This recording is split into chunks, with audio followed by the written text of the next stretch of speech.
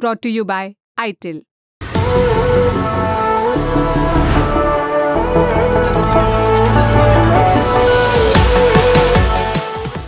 किसी एक सदस्य का गुनाह परिवार के अन्य सदस्यों के खिलाफ कोई कार्रवाई आमंत्रित नहीं करता।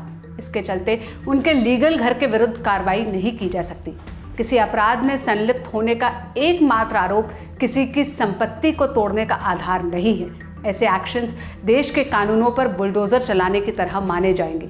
ये शब्द सुप्रीम कोर्ट के हैं, जबकि सुप्रीम कोर्ट पहले ही बुलडोजर एक्शन के खिलाफ टिप्पणियां कर चुका है। जब सुप्रीम कोर्ट पहले ही कह चुका है कि इस तरह की कार्रवाई के खिलाफ एक राष्ट्रव्यापी गाइडलाइंस लाई जाएगी, तो इतने तीखे अल्फाजों के बावजूद, एकदम क्लियर स्टैंड ले लेने के बाद भी सुप्रीम कोर्ट को ऐसा क्यों दोबारा कहना पड़ा? मामला क्या था और कौन सुप्रीम कोर्ट के आदेशों से भी नहीं डर रहा? सब बताते हैं। शुरुआत करते हैं लोकेशन से। केस गुजरात का है। गुजरात के जिले खेड़ा में कठलाल गांव है। यहाँ याचिकाकर्ता जावेद अली महबूब मियां सैयद का घर है। जावेद के परिवार के एक सदस्य के खिलाफ 1 सितंबर को किसी आपराधिक मामले में एफआईआर दर्ज हुई। एफआईआर दर्ज होने के बाद याचिकाकर्ता ने बताया कि उसके घर को गिराने की धमकियां मिल रही हैं। पिटिशनर जावेद ने यह आरोप नगर पालिका पर लगाया। जब इस तरह की कथित धमकियां उसे मिलने लगी तो उसने इसके खिलाफ भारतीय न्याय संहिता की धारा 333 के तहत कंप्लेन लिखाई, जो नाडियाद शहर के डीएसपी के पास 6 सितंबर को लिखाई गई थी। इसमें जावेद ने कहा कि आरोपी के खिलाफ कार्रवाई की अपनी कानूनी प्रक्रिया है, फिर नगर पालिका या उसके हवाले से कोई भी बुलडोजर चलाने की धमकी नहीं दे सकता। यहाँ वैध रूप से निर्मित घर के तोड़फोड़ करने की कोई भी वजह नहीं है। याचिकाकर्ता ने दावा किया कि कंप्लेन करने के बाद भी धमकियां मिलती रहीं, इसलिए उसे सुप्रीम कोर्ट का दरवाजा खटखटाना पड़ा। अब इसमें दूसरी पार्टी गुजरात सरकार थी, जहां का ये मामला है। जब सुप्रीम कोर्ट में केस दायर हुआ तो वरिष्ठ वकील इकबाल सैयद पिटिशनर की तरफ से हाजिर हुए। पेशी 12 अगस्त को थी।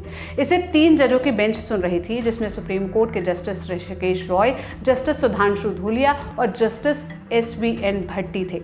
सीनियर एडवोकेट इकबाल सैयद ने 2 सितंबर को आए सुप्रीम कोर्ट के ऑर्डर का भी रेफरेंस दिया, जिसमें सुप्रीम कोर्ट ने आपराधिक मामले के आरोपियों के घर पर बुलडोजर चलाने को लेकर एक्शन की बात कही थी। इसमें कोर्ट ने एक देशव्यापी गाइडलाइंस बनाने के लिए कहा था।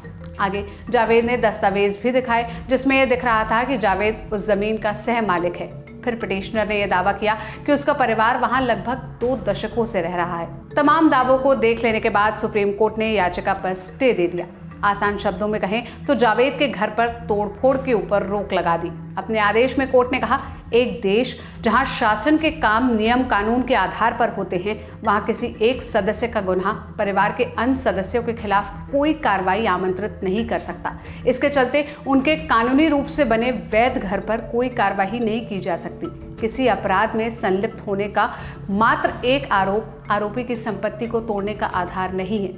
इसके अलावा कोर्ट की तय प्रक्रिया के मुताबिक आरोप साबित होने चाहिए। अदालत उस राष्ट्र में ऐसी विध्वंसकारी धमकियों और कार्रवाई पर मौन नहीं रह सकती जहां कानून सर्वोपरि है, वरना ऐसे एक्शंस देश के कानूनों पर बुलडोजर चलाने जैसे माने जाएंगे।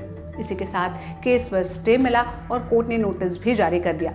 नोटिस का जवाब देने के लिए गुजरात सरकार को 4 हफ्तों का वक्त दिया गया है। इस मामले पर आगे जो भी अपडेट आएगा हम आप तक पहुंचाते रहेंगे। मीनवाइल आप इस खबर पर क्या सोचते हैं, हमें कमेंट बॉक्स में जरूर बताइएगा। आपके लिए इस वीडियो की स्क्रिप्टिंग की थी मेरे साथी शेख नावेद ने। मेरा नाम सोनल है। देश और दुनिया की तमाम खबरों के लिए लल्लन टॉप देखते रहिए। शुक्रिया।